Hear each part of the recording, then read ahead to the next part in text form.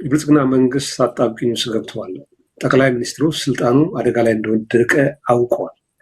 ነገር ግን ጊዜ ለመግዛት ብዙ አቅጣጫዎችን ብዙ መንገዶችን ለመከተል እየሞከረ ነው። በኃይል አሰላለፉ ውስጥ የትኛው አደገኛ ይሆናል የሚል ነው። አሁን ባለው ተጨባጭ ሁኔታ ኢትዮጵያ ውስጥ ብልጽግናን የሚገዳደሩ ከታጠቁ ኃይሎች መካከል በዋናነት ቁጥር አንድ ፋኖ ነው። በከባድ ሁኔታ ታጥቆ በመደበኛም በሽምቅም እየተዋጋ ያለው ህዝባዊ ቅቡልነት ድጋፉም በአማራ ክልል የትየለሌ ነው። በአማራ ክልል ብቻ ሳይሆን ሌላው ማህበረሰብም ድጋፉን እየሰጠ ነው በተለያየ መንገድ። ሌላው የኦሮሞ ነጻነት ሰራዊት ነው ኦላ ተብሎ የሚጠራው። እሱም ቀላል አይደለም። ሰሞኑን ትላንትም እንደዚሁ ዘግበናል። ከአዲስ አበባ በ170 በ150 በ90 ሬዲየስ ስር ባለ ቦታ ውስጥ እየተዋጋ የወረዳ የቀበሌ አስተዳደሮችን እየማረከ አንዳንዴ እርምጃ ወስጃለሁ እያለ ብዙ ነገር ሲያደርግ እየተመለከትን ነው። ምስራቅ ምዕራብ ወለጋ ታልፎ ዛሬ በአዲስ አበባ ዙሪያ የሚታየው ነገር ከባድ ነው። ለዛ ነው አሁን የወዲድ ብልጽግና ካድሬዎች ኦላ ወይም እነዚህ ጽምዶ የሚሉት ሸዋ ገባ እያሉ ጉሮ ሸባ እያሉ ነው። ተቃዋሚ ነን የሚሉት የኦነጉ ዳውድ ኢብሳም ጭምር ጃልመሮን እየከሰሰ እኮ ነው። የዘንድሮ እኮ ጉድ እኮ ነው። ጃልመሮ ሁለቱም እንግዲህ የኦሮሞ ነጻነት ታጋዮች የነበሩ ናቸው። ጃልመሮም ዳውድ ኢብሳ የቁም እስረኛ ሆኖ አዲስ አበባ የቆየ ነው። ዛሬ ጠቅላይ ሚኒስትሩ በጥሩታ ጊዜ ጥሩ ቪላ ቤት ሰጥቶት ያው ተንደላቆ እየኖረ ነው። ግን ስልጣን የሚፈልገውን ስልጣን አልሰጠውም። ጃልመሮን ከሶታል። ጽምዶ የሚባለው አካሄድ የኦሮሞን ጥቅም የሚያሳጣ ነው። ጽምዶ ሸዋ አዲስ አበባ እየቀረበ ነው የሚል ኑዛዜ እንበለው ስሞታ በጠቅላይ ሚኒስትሩ ታዚሆን አላውቅም። ዳውድ ኢብሳም ይህንን ሲያቀርብ ነበረ።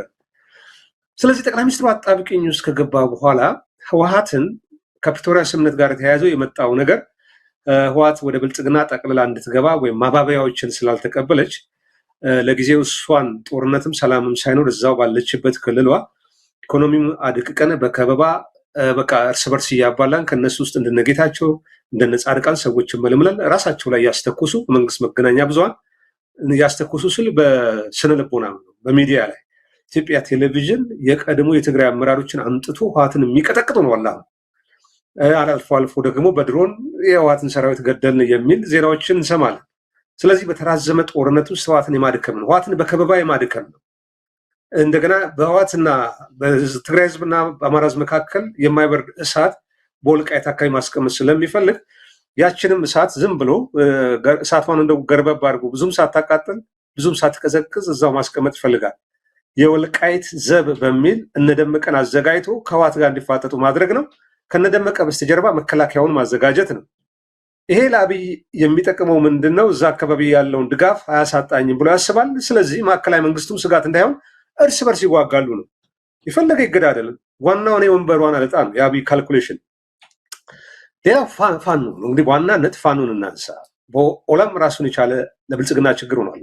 ለወዲድ ብልጽግና አንዳንዴ የእኛ ሰዎች ናቸው ይላሉ፣ ፈራ ተባ ይላሉ። ነገር ግን ዋናው ስጋት ፋኖ ነው። ፋኖ ወታደራዊ አቅሙ አድጓል። በዚህ 3 ዓመት ውስጥ ከየት ተነስቶ የተደረሰ ከጓድ ተነስቶ ወደ እዝ ያደገበት ሁኔታ አለ። በመከላከያ ወታደራዊ አደረጃጀት 13 እዝ አለ። ፋኖ ውስጥ አሁን ስንት ነው ያለው? ኮሩ፣ ክፍለ ጦሩ፣ ብርጌዱ እዝ ብለው የሚጠሯቸውንም ካየን የዋዛ አይደለም። የወሎ አደረጃጀት አለ፣ የሸዋ አደረጃጀት አለ፣ የጎጃም አደረጃጀት አለ፣ የጎንደር አደረጃጀት አለ። እንደገና ደግሞ የወለጋ ቢዛማ አደረጃጀት አለ። እየሰፋ እያደገ ነው ሄደ። ወታደራዊ ኃይሉ ቁጥሩም ጨምሯል። መከላከያ ሰራዊት ውስጥ ከፍተኛ አዋጊ ስምም የነበራቸው እነ ጀነራል ተፈራ ማሞ፣ ሌላም አንድ ጀነራል አለ። ወደ 4 የሚሆኑ ጀነራሎች በፍቃዳቸው ፋኖን ተቀላቅለው የሚዋጉበት ነው። ማአት በፍቃዳቸው የተቀላቀሉ ኮሎኔሎች፣ ሻለቃዎች፣ መስመራዊ መኮንኖች አሉ። ፋኖ የውጊያ ልምድ አዳብሯል። በዛ ላይ የዓላማ ጽናቱ ለውጊያ ዋናው እኮ ዓላማ ነው። መከላከያ ሰራዊቱና ፋኖ መካከል በዓላማ ደረጃ ብናስቀምጥ የትየለሌ ነው። መከላከያ ሰራዊቱ ለዛች ለሚሰፈርለት ሬሽንና ደሞዝ ብሎ ከገዛ ወገኑ ጋር ነው የሚዋጋው፣ ስም ለሌለው ሞት። ፋኖዎቹ ግን አብዛኛው ወታደራዊ ፖለቲካ አመራሮቹ ጥሩ ኑሮ የነበራቸው ያንን ጥለው ቤተሰቦቻቸውን በትነው ከነፃነት የሚበልጥ ነገር የለም ብለው ለአማራ ህዝብ የገቡትን ቃል ኪዳን ለመፈጸም ደጋ ወይና ደጋ ቆላ ሀሩሩ እየተፈራረቀባቸው የሚኖሩ ናቸው። በቀን 3-4 የማይበሉ መጠለያ የሌላቸው ዱሩ ጫካው ዱር ቤት የሆኑ ሰዎች ናቸው። ልዩነቱ የሰማይና የምድር ያህል ነው። በአንደኛ ባላማ። ስለዚህ ይሄ የፋኖ አደረጃጀት አድጓል። ስላደገም ነው አሁን በዘመቻ ናደው መደበኛ ውጊያ አድርጓል። ሽምቅ ነበረ። አንድ መረጃ ይሰበስባል። አንድ የሚፈልጉት ቦታ ላይ አጥተው መሳሪያ ይዘው ይወጣሉ። ፋኖ በራሱ ስንቅና ትጥቅ ነው የሚዋጋው። አንድም የውጭ ኃይል ፋኖን ተደርቦ ለፋኖ እርዳታ ሲያደርግ ሰምተንም አናውቅም። ብልጽግና ግን አንዴ በጽምዶ አንዴ በሌላ መንገድ ፋኖን ስም በማሳጣት የኢትዮጵያ ብሔራዊ ጥቅም ጠላት ነው ብሎ አዲሱን ትውልድ ወይም ደግሞ እሱ የሚፈልገውን ኃይል ለማነሳሳት ብሔራዊ ስሜት ለመቀስቀስ ይጠቀምበታል። ያ ግን እንዳልሆነ የአማራ ህዝብም ሌላው ማህበረሰብም ያውቃል። ስለዚህ ባደረገው መደበኛ የሚሆን የሽምቅ ውጊያ በዚህ 3 ዓመት ውስጥ ከ300 በላይ ቦታዎች ላይ ጦርነት አድርጎ አብዛኞቹ ላይ የተገኙት ድሎች ቀላል አይደለም። የፋኖ አደረጃጀት ወታደራዊ ምትም ወይም በጦርነት ያገኛቸው ድሎች እየጨመሩ መሄዳቸውን ማሳያ ቅድም ያቀረብኩት በወሎ ላይ ምኒልክ ዕዝ 420 ሰው በአንድ ወር ውስጥ እጅ ሰጥቷል ከነ ሙሉ መሳሪያው። ከ420 የመንግስት ታጣቂ ውስጥ 302 የሰለጠነ የታጠቀ የመከላከያ ሰራዊት አባል። ከዛ ውስጥ መኮንኖች አሉ፣ መቶ አለቃዎች፣ ሻምበሎች፣ ሻለቃዎች አሉ። ይሄ በወሎ ብቻ በአንድ ወር ውስጥ ነው። የጎጃሙን፣ የጎንደሩን፣ የሸዋውን እንቁጠር ካልን እትየለሌ ነው። ስለዚህ በተራዘመ ጦርነት ውስጥ የመከላከያ ሰራዊቱ እየተዳከመ ጊዜ አቅጣጫ ጥሩ ቦታ ሲያገኝ ከነ መሳሪያው ፋኖ ለመቀላቀል ዝግጁ የሆነ አደረጃጀት አለ ማለት ነው። ፋኖቹ በሌላ መልኩ ሞራላቸው እያደገ ነው ሄደው። በተለይ ደግሞ ከጥር 9 ቀን 2018 ጀምሮ አንድ ፖለቲካዊና ወታደራዊ የአማራ ፋኖ ብሔራዊ ንቅናቄ ከተቋቋመ በኋላ እዞች ሁሉ በአንድ ሰንሰለት እየሄዱ ስለሆነ የበለጠ ውጤታማ አድርጓቸዋል። አሁን ከፋኖ በኩል የሚጠበቀው በዲፕሎማሲው፣ በውጭ ግንኙነቱ በጣም መሬት ላይ የወረደ ስራ መስራት ነው። ሙከራ ያደርጋሉ፣ ነገር ግን በተቀናጀ መልኩ እየሄዱበት አይመስለኝም። ያንን የሚያደርጉ ከሆነ ከመሬት ላይ ከሚደረገው ውጊያ ባሻገር በፖለቲካውም በዲፕሎማሲውም ብልጫ የሚያገኙበት ይኖራል። ከዛ በኋላ ምናልባት የአውሮፓ ህብረትም እና አሜሪካም ልኡካኖችን በመላክ ብልጽግናን መንግስት አስገድደው ቁጭ ብላችሁ ተደራደሩ፣ ኢትዮጵያ ልታድኑ የምትችሉት በዚህ መንገድ ነው ወደሚለው የአቻ ላቻ ግንኙነት ሊመጣ ይችላል። አሁን ባለው ሁኔታ ምናልባት እነሱ ከራሳቸው ብሔራዊ ጥቅም አንጻር ስለሚነሱ ምን እንደሚያስቡ አናውቅም፣ ግን ብዙ መረጃ ያላቸው ይመስለኛል። ስለዚህ አሁን ብልጽግና ክረምት ከመድረሱ በፊት ወይም ደግሞ አሁን ጠቅላይ ሚኒስትሩ ያሰበው ነገር አለ። መስከረም 30 2019 አዲሱ ሲመት ሲሰየም የምክክር ኮሚሽን በሚለው በ8 ነጥብ አጀንዳዎች ላይ ህዝብን አደክሙ አማሉ። የኢትዮጵያ ትንሣኤ ቀርቧል፣ ምርጫው ነፃና ፍትሃዊ ነው፣ ተቀበሉን የምትለዋን ይሄ የመስከረሙን ሰርግ የበለጠ ለማሳመር ሚዜዎቹ አጃቢዎቹ ተቀናይተው የሚመጡበት መንገድ ነው። ስለዚህ ከዛ በፊት አሁን ክረምትም አለ። በክረምት ውስጥ ጽምዶ የሚለው ነገር አስፈርቶታል። ይሄ በጥምረት የሚመጡ ከሆነ ደግሞ ሌላ አደጋ አለው። ኦላ፣ ፋኖ፣ ህወሓት፣ የቤኒሻንጉል ጉሙዝ፣ ኦጋጎን በአፋር በኩል በሶማሌም እንደዚሁ እነዚህ ሰዎች ተናበው ተቀናይተው ላለመስማማት ተስማምተው በአንድ መልኩ የሚመጡ በአንድ ወታደራዊ ካውንስል ፈጥረው ውጊያ የሚጀምሩ ከሆነ አደጋ አለው። ለምን ብልጽግና እንደምታየው መታሰቢያ ጋምቤላን ማስተዳደር አልቻለም፣ ቤኒሻንጉልን ማስተዳደር አልቻለም። በመረጃ ላይ በማስረጃ ላይ ተመስርተን ነው የምናወራው። ከ3 ሳምንት በፊት ጋምቤላ ላይ ወይም ቤኒሻንጉል ላይ 3 ባስኮ ተቃጥለዋል። ከ50 ሰው በላይ ታግተው ሄደዋል። 18 ሰው ተገለዋል። የሟች ቤተሰቦችን ጭምር አምጥተን ሲናገሩ ሰምተናል። በ5 ኪሎ ሜትር መከላከያ ሰራዊት ካምፕ ነበር። መከላከያው ምንም ማድረግ አቅም የለውም፣ አልታዘዝንም ይልሻል። አንዳንዴ ደግሞ በውስጥ አርበኞች ራሱ ሰራዊቱ ሲሄድ መንገድ ላይ ተቆርጦ ይመታል። በተለይ ሸኔ በዚህ ብዙ ጊዜ አድርጓል። መከላከያ ሰራዊትን መቷል።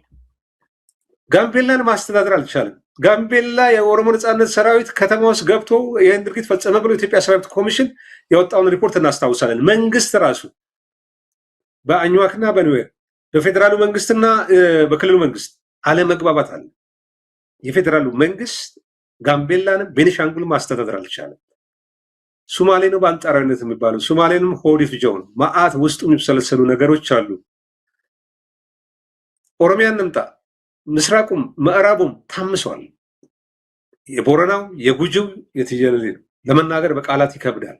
የኦሮሞ ህዝብ እንደገና ዳቦ ከታችም ከላይም የተቃጠለ ነው። አንዳንድ ቦታ እንደምንሰማ ሸኔዎች ማታ ማታ ይመጡና ለፒፓን በኦሮምኛ የኦሮሞ ብልጽግና ፒፓን ነው መሰል የሚባለው ለሱ መረጃ ሰጣቸዋል ወይም ገንዘብ ሰጣቸዋል ወይም ይህንን አድርጋቸዋል ብለው እርምጃ ይወስዳል። ቀን ይመጣና ደግሞ የሽመልስ ብልጽግና የወዴድ ብልጽግና ለሸኔ መረጃ ሰጣቸዋል፣ ለሸኔ ስንቅ አቀብላቸዋል ብሎ እነሱን ያስራል፣ ይገላል፣ ያፍናል፣ የአርሶ አደርን ቤት ያቃጥላል። ይህንን በቪዲዮ በተንቀሳቃሽ ምስል ተደግፎ ማሳየት ይቻላል። ኢካድ የተባለ የሰብአዊ ተከራካሪ ድርጅት አንድ ሰሞን ያወጣው የጥናት የምርመራ ሪፖርት እጅግ ገራሚ ነበር። ጉጂ ላይ አንድ ሴትን አንድን የ16 ዓመት ልጅ 10 የመከላከያ ሰራዊት አባላት በዘመቻ ደፍረዋታል። በሌላ መልኩ ደግሞ ሸኔም እንደዚህ አድርገዋል ብሎ ኢካድ የተባለው በነፍቃዱ የሚመራው የሰብአዊ መብት ድርጅት ያወጣው መግለጫ አስታውሳለሁ። በጣም የሚዘገኑ ነገሮች አሉ። ስለዚህ ሽመልስም የኦሮሞ ብልጽግና የሚባለው ኦሮሚያን ማስተዳደር አልቻለም፣ ከቁጥጥር ውጭ ወጥቷል። አማራ እንግዲህ ፋኖች እንደሚናገሩት 80% ፋኖ የሚያስተዳድረው ሆኗል። ትግራይ ነች፣ ራስ ገዝ ዲፋክቶ ስቴት ነው። አብይ የማይገዛ የደብረ ጽዮን ቡድን መጥቷል። ትግራይን የሚያስተዳድረው እሱ ነው። አብይ ወይም ብልጽግና የሚያስተዳድረው 4 ኪሎ አዲስ አበባ። አንዳንድ ጊዜ አዲስ አበባ ስንት ቤተ መንግስት እንዳላት ስንት ከንቲባ እንዳላት ግራ ይገባኛል። አዳነች አቤቤ አዲስ አበባ ከንቲባ ነች። የራሷ ክፍለ ጦር የራሷ ሰራዊት አላት። አብይ ከጠቅላይ ሚኒስትርነቱ ባሻገር ከንቲባ አዲስ አበባ ከንቲባ ነው።